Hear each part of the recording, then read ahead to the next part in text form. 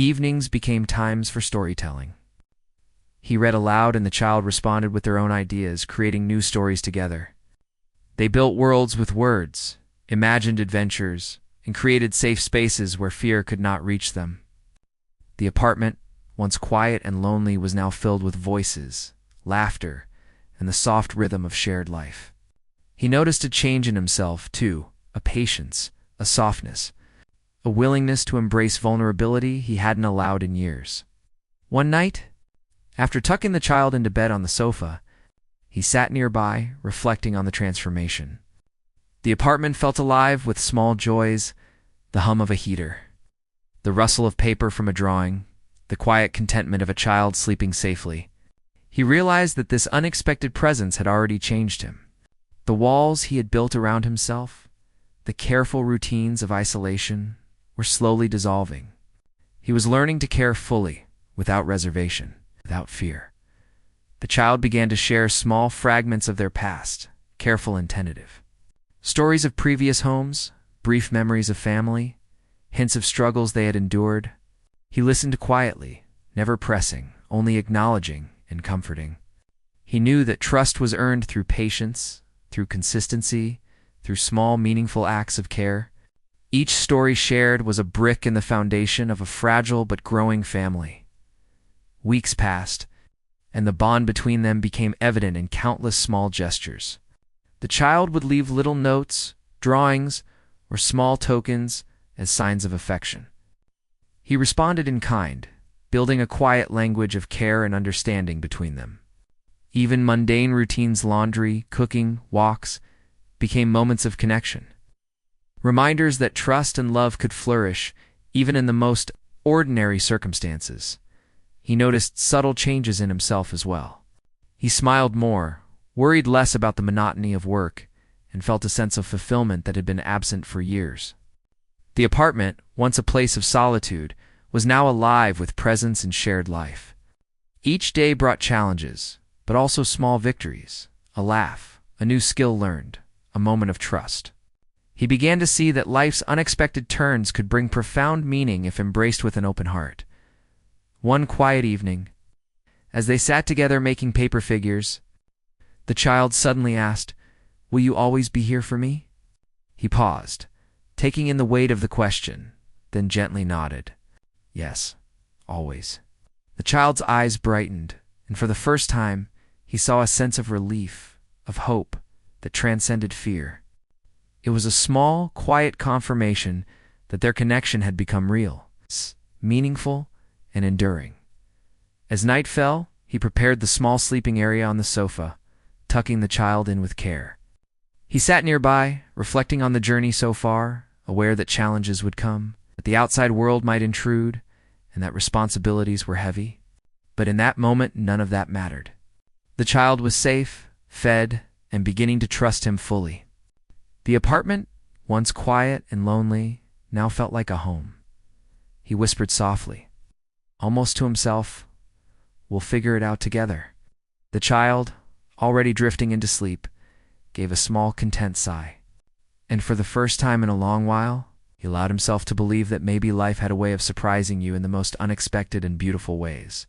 The days ahead were uncertain, but their bond had grown strong enough to face them. In the quiet of the night, he felt the gentle power of connection, and the quiet joy of knowing he was no longer alone. The days that followed brought not only small joys, but also growing challenges. He had grown used to the quiet rhythm of life with the child, but the outside world was beginning to notice. One afternoon, as he walked back from the convenience store, he noticed neighbors glancing at his apartment with curious expressions. Whispers followed him down the hallway, and the once ignored building now seemed to watch him more closely. The child noticed too, glancing up from their homework with a small frown. "Are they angry with us?" the child asked quietly. He knelt beside them, taking their small hand in his. "No one is angry," he said softly. "Sometimes people don't understand, but we'll be okay. We just need to keep doing what we know is right." He realized that caring for this child in a meaningful way would soon involve more than just meals, comfort, and laughter. There were questions to answer, responsibilities to accept, and decisions to make. Social services, legal obligations, and neighbors' curiosity were all looming on the horizon. Yet he refused to let fear dictate his actions. He had come to understand that love and care, even when complicated, were far more important than avoiding difficulty. One evening, the child asked if they could go outside for a walk. The air was crisp, and the streets were quiet. He agreed, but kept a careful eye on them. They moved slowly together, the child's small hand holding his as they walked through the familiar neighborhood. For the first time, he saw the world through the child's eyes, the way a puddle reflected the sky. The flutter of leaves on the trees, the laughter of other children playing in the distance. The simple things, which he had ignored for so long, became small treasures. As they walked, the child spoke quietly about wanting a family, a place to belong, and a sense of safety. He listened, holding their hand tightly, feeling the weight of responsibility pressing on him in a new way. He promised, silently, to be that anchor, that safe place the child could rely on. The bond between them had grown stronger, deeper than he had expected, and it carried both joy and weight. Back at the apartment, they began a small project together. He helped the child create a corner for their books and drawings, a space they could call their own. They arranged the books, hung up drawings, and shared quiet laughter as they worked. It was a small act, but it symbolized something larger: stability, home, and belonging. For the first time, the child had a personal space that felt safe, and he felt a quiet pride in providing it. The challenges of daily life remained. Work was demanding, bills piled up, and there were nights when he returned home exhausted, unsure if he had the energy to care properly. Yet seeing the child waiting, smiling, or quietly reading gave him strength. Their small victories, learning a new word, finishing a drawing, asking a thoughtful question became reminders that the effort was worth it. Every moment of patience, guidance, and care mattered. One afternoon, a neighbor approached him, their expression a mix of concern and curiosity. They asked about the child, their presence in his apartment, and whether he was prepared to take responsibility. He listened quietly, acknowledging the concern without becoming defensive. He realized that transparency would be important, that the outside world might not understand the deep bond that had formed. But he also knew that honesty and courage could help protect the child, secure their safety. The child noticed the encounter and seemed anxious. He knelt beside them, brushing a hand over their small shoulder. "We're okay," he said. "We'll handle this together. Nothing will change how we care for each other." The child nodded, trusting his words, and he felt a wave of relief. The bond they shared had become a source of courage, shield against the uncertainty and challenges of the world. Outside, evenings were filled with small routines and quiet moments of connection. They cooked meals together, talked about their day, and shared stories. The child began to speak more openly about fears, dreams, and hopes. Each revelation was met with patience and understanding. He realized that trust, once fragile, had grown into something resilient. It was a connection built not only on care, but also on respect, attention, and unwavering presence. One particularly rainy night, they sat together by the window, watching the water streak across the glass. The child spoke softly about being hungry before finding him, about nights spent alone and uncertain. He listened in silence, feeling the depth of their struggle, and silently promised that no such fear would visit them again. His hand rested lightly on the child's shoulder, a gesture of reassurance, warmth, and commitment. The rain continued to fall, a steady, comforting rhythm. They talked quietly about small dreams, visiting the park, baking bread, reading stories, or making small crafts. These plans, though simple, became anchors for hope and stability.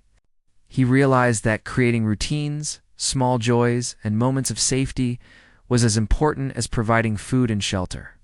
The child was learning to trust. He was learning to love in ways he had never imagined. As the week progressed, the challenges multiplied. Calls from work demanded attention, bills needed careful management, and the looming presence of social services required thought. Yet each challenge was met with the same guiding principle: care first, patience always, and love without hesitation. The child had become the center of his attention in a way that transformed his own life. Every decision, every action, revolved around ensuring the child's safety, comfort, and happiness. One night, after tucking the child into their corner of the sofa, he sat nearby, reflecting on the journey so far. He remembered the first night, the fear and uncertainty, the tentative trust. Now, the child slept peacefully, a small, fragile smile on their face. He realized that this bond, formed unexpectedly, had become the most important part of his life.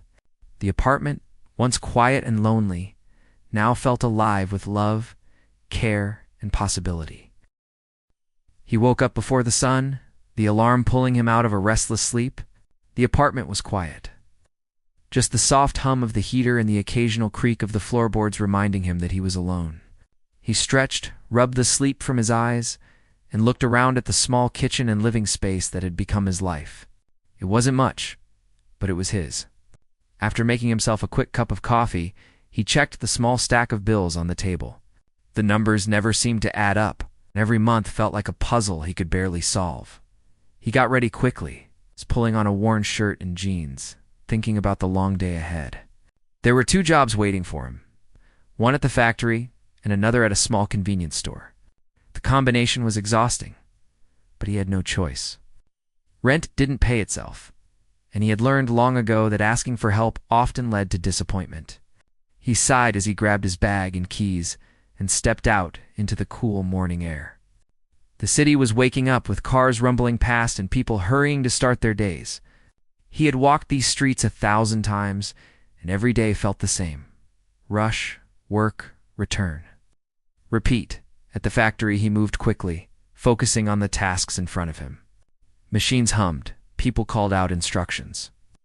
And the rhythm of work kept him distracted from the deeper thoughts that sometimes crept in. He thought about his childhood, the way things had been uncertain and fragile, and how he had promised himself he would never rely on anyone else. He prided himself on being strong, even if it sometimes left him feeling lonely. By lunchtime, his stomach grumbled. He had packed a small sandwich, but it wasn't much. Sitting in the break room, he watched other workers chatting and laughing with families on their minds. It was hard not to feel a pang of sadness, imagining someone he could share a joke with, someone to care for him. He shook his head, telling himself not to dwell on it. Life didn't wait for daydreams. After the factory shift, he headed to the convenience store. The night shift was slower, but still demanding. He stocked shelves, helped customers, and kept an eye on the register. Some nights were worse than others. Some nights felt like the loneliness pressed in tighter, reminding him of the absence in his life. Yet he kept going. He told himself it was all temporary, that one day things might be different. By the time he got home, it was dark. The streets were quieter now, only a few cars passing by. The occasional sound of footsteps echoed against the buildings. He unlocked his door and stepped inside, dropping his keys into a small dish by the door. He turned on the lamp in the living room, the soft light creating a small sense of warmth in the otherwise simple space. He made a quick dinner for himself, a small plate of rice and vegetables, and ate in silence. The radio played softly in the background, the news stories floating by without really registering. After cleaning up, he sank into the small sofa, rubbing his tired eyes. He thought about the day, the long hours, the constant balancing act that life had become. He knew it wasn't glamorous, but it was honest work, and it kept a roof over his head. Still, there was a part of him that longed for something more, something beyond routine and survival. He glanced out the window at the empty street. The quiet of the night settled in, broken only by the distant hum of a car or a dog barking far away. That's when he heard it, a soft sound, almost imperceptible. He froze, listening. It was faint, a quiet whimper, like someone crying softly in the distance. He frowned, rubbing his eyes and leaning closer to the window. The sound came again, a tiny voice barely louder than a whisper. He stepped outside, his heart beating faster, unsure what he would find. On the steps of the building across the street sat a small child. Hunched over, shivering in the cold, their clothes were thin, worn and damp from the evening air. The child looked up, eyes wide, scared and tired. He felt a sudden, strange pang in his chest, a mix of concern and uncertainty. He had never seen this child before. How had they ended up here? And why were they alone? He approached slowly, not wanting to frighten them further. "Hey, are you okay?" he asked softly. The child didn't answer at first, only shaking slightly. He could see the thinness, the hunger, the fear in their eyes. Without thinking too much, he took off his jacket and draped it over the child's small shoulders. The fabric was warm, and the child's hands clutched it tightly. "Do you want to come inside?" he asked, his voice gentle. The child nodded slightly, hesitating, but trusting enough to follow him. He held the door open, letting them in, and quickly shutting it behind. Inside, the apartment felt warm, and the smell of his simple dinner lingered in the air. The child looked around wide-eyed, taking in the small but cozy space. He led them to the kitchen, setting down a plate of food. The child stared at it for a moment, then slowly began to eat, quiet and careful. He watched them, unsure what to say next. His mind raced with questions. Who were they? Where were their parents? Why were they alone? He didn't have answers, and part of him was scared of what this meant. But another part, a deeper part, felt a tug in his chest, a desire to help, to protect, to be the person the child needed. After a while, the child finished eating, looking up at him with a small, grateful smile. It was a fragile moment, simple but powerful, and he felt something shift inside him.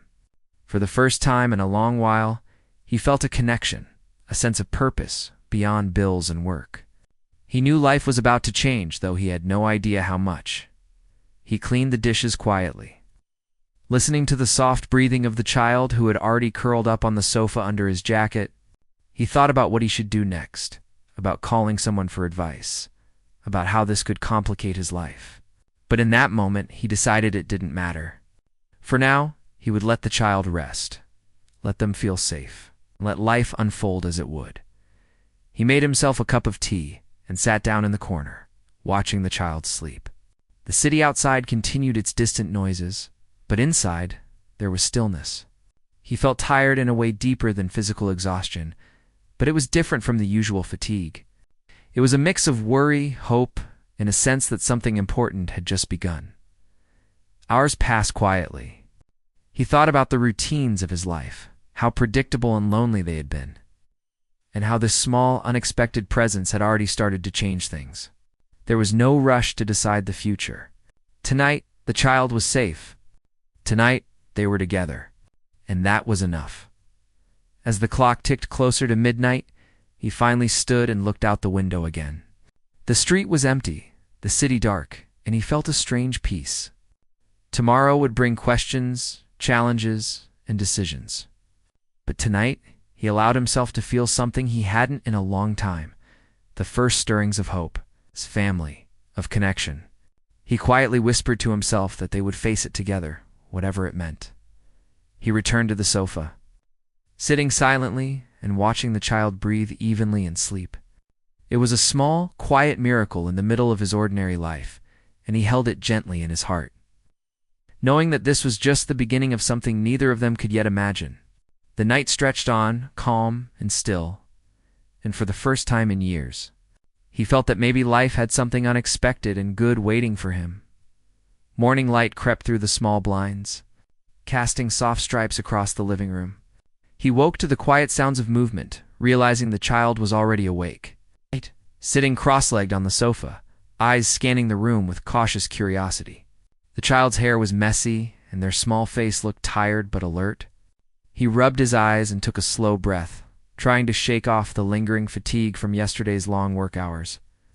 "Good morning," he said softly, not wanting to startle the child. They looked up quickly and offered a small, tentative smile.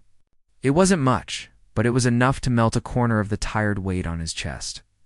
"Did you sleep okay?" he asked. The child nodded, their movements careful, almost shy. He gestured toward the kitchen.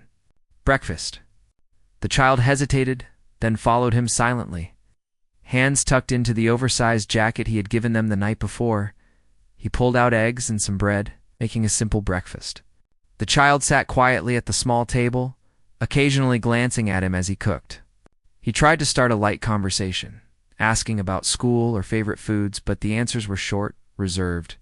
He realized that trust wouldn't come easily, that this child had likely learned to survive without depending on anyone. It made him ache in a way he hadn't expected. After breakfast, they sat together in the living room. He noticed the child's gaze linger on the small television, the books on the shelf, and even the small plants by the window. Every object seemed new, almost magical in its simplicity. The child's fingers brushed over the books, a hesitant curiosity sparking in their eyes. He offered one gently, a storybook with bright pictures and simple words. They took it slowly, turning the pages with careful fingers, absorbed in the colorful illustrations. The morning passed quietly, and soon it was time for him to head to work. He hesitated, wondering what to do. Leaving the child alone felt wrong, but he couldn't afford to miss a shift. Finally, he decided to leave a note with instructions and a snack, telling them to stay inside, not to answer the door for anyone, and to call him if they needed anything. The child nodded, understanding more than he expected. There was a silent acknowledgement between them, fragile agreement that he would return. At the factory, his mind wandered constantly. He tried to focus on the machinery, the routine, but thoughts of the child filled the spaces in his mind. What had led them to sit alone on the steps last night? Who were they running from? Were they safe? He clenched his hands around his tools, trying to push the worry aside. But it was always there, a persistent tug he couldn't ignore. The hours dragged slowly, and he found himself glancing at the clock more often than usual. Lunch came and went with little relief, and his coworkers noticed his distracted demeanor. They asked questions, but he only smiled faintly, shrugging them off. No one knew, and he wasn't ready to explain yet. When his shift ended, he walked faster than usual, eager to see if the child was okay. The hallway of the apartment building felt unusually quiet, the familiar sounds of neighbors distant and muted. He reached the door and fumbled with his keys, heart thudding. The moment he stepped inside, relief washed over him. The child was in the living room, quietly drawing, with a pencil on a scrap of paper. The small smile on their face was a silent greeting, and he felt a warmth bloom in his chest. "Did you stay inside like I asked?" he asked gently. The child nodded, holding up the drawing. It was a crude sketch of a small figure standing in front of a big building, probably their idea of home or safety. He studied it, feeling a mix of admiration and sorrow. The child had been through a lot, but there was still creativity, still hope, still life. He put down his bag and sat on the sofa beside them. They showed him the drawing quietly, and he praised it gently, careful not to overwhelm with too much attention. The child's small hand brushed his in a brief, shy gesture of trust. He realized that trust, once earned, could grow slowly but meaningfully. Dinner was another quiet affair. He cooked a simple meal, and the child ate with more confidence than the day before. He noticed they were starting to ask small questions about his day, about the food, about the little details of the apartment. It was subtle, but it was progress. The walls the child had built around themselves were starting to crack, just a little. After dinner, they sat together on the floor, making small paper figures with scraps of newspaper. The child laughed quietly when one of their creations fell apart, and he joined in, feeling a rare, genuine joy. It was a small moment, but it felt monumental. He realized that even the smallest gestures of care could bridge enormous gaps of loneliness and fear. Later, the child asked a question he wasn't expecting. "Will you leave me alone like everyone else?" The question caught him off guard. He paused, looking into their eyes. "No," he said softly. "I won't leave. Not now, not ever. I'll make sure you're safe." The child's expression softened, the tension in their small shoulders easing slightly. It was a quiet promise. It's unspoken yet deeply understood. The evening passed with them sitting side by side, child resting their head briefly against his arm. He watched the quiet rise and fall of their chest and felt a responsibility heavier than anything he had carried before. It was not a burden he resented. Instead, it was something meaningful, a reason to be better. to care more deeply, to give more than he had thought he could. He thought about the challenges ahead, explaining to authorities if needed, balancing his work and responsibilities, finding the resources to care for someone else fully. But none of that mattered tonight. Tonight the child was safe, fed, and beginning to trust him. That was enough. As the night deepened, he prepared a small corner of the sofa with blankets for the child to sleep in, making sure it was warm and comfortable. The child settled in, looking up at him with a quiet gratitude, eyes heavy with sleep. He smiled softly, brushing a stray lock of hair from their forehead. It was a gentle moment, intimate yet simple, and it left him with a profound sense of connection he hadn't felt in years. He sat nearby, sipping a cup of tea, thinking about the day. The world outside continued on, indifferent and bustling, but inside his small apartment there was a fragile peace. He realized that life could change in an instant, that unexpected moments could bring challenges and joy together. And he felt ready to face them, because now he wasn't alone, neither was the child. As sleep finally approached, he whispered quietly, almost to himself, "Tomorrow will be better. We'll face it together." The child, already drifting into dreams, gave a small, content sigh. And for the first time in a long while, he felt that maybe life had a way of surprising you. In the most unexpected and beautiful ways, the following days settled into a fragile rhythm. He woke early, prepared meals, and left the child with simple tasks to keep busy while he worked. At first, the child kept to themselves, quietly drawing, reading, or quietly watching the small TV. But gradually, subtle changes emerged.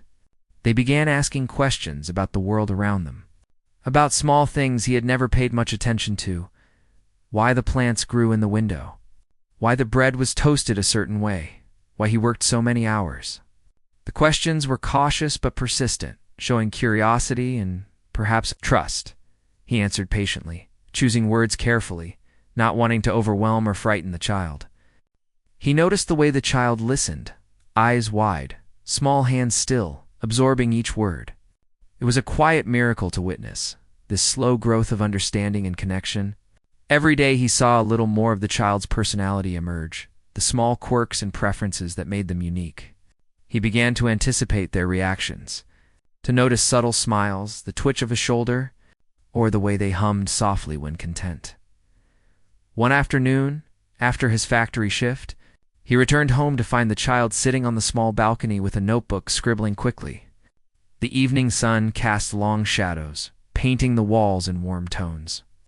He watched quietly for a moment before speaking. "What are you writing?" he asked. The child hesitated, then held up the notebook. The pages were filled with short stories, half-formed ideas, and crude drawings. It was chaotic but full of imagination. He smiled softly, sitting down beside them. "These are really good," he said. "Do you want me to read one?" The child nodded shyly. He read aloud a small story about a child who had to find their way through a forest to a safe home. As he read, he saw the small flicker of pride in their eyes, a light that had been absent when he first met them. That evening, cooked a larger meal than usual, something simple but hearty. The child helped quietly, chopping vegetables with careful attention and learning quickly under his gentle guidance. They talked softly while cooking about school, favorite foods, and small hopes for the future. Each shared story, no matter how small, built the invisible bridge between them, connecting loneliness with trust. As days passed, they started small routines together. Weekends were for walks to the nearby park, collecting leaves, or sitting by the fountain. The child laughed quietly at the pigeons, pointed at small animals, and asked endless questions about the clouds or the flowers. He found himself smiling more than he had in years, enjoying the simplicity of moments that once would have seemed ordinary. One morning, the child said something that stopped him in his tracks. "I don't have anyone else. You're the only one here." The words were simple but heavy, carrying the weight of past disappointments and abandonment. He felt a deep ache, a mix of sorrow and responsibility, realizing that his presence had already become more than he had expected. He knelt down to their level and said gently, "I know, and I won't leave. Not now, not ever. I'll be here, The child's eyes glistened briefly, a small tear slipping down a cheek, and he felt a profound sense of connection, unspoken yet understood. Their bond deepened over small acts of care. He taught them how to fold laundry, clean the apartment, and make small meals. In return, the child taught him patience, curiosity, and the quiet joy of noticing the small details of life.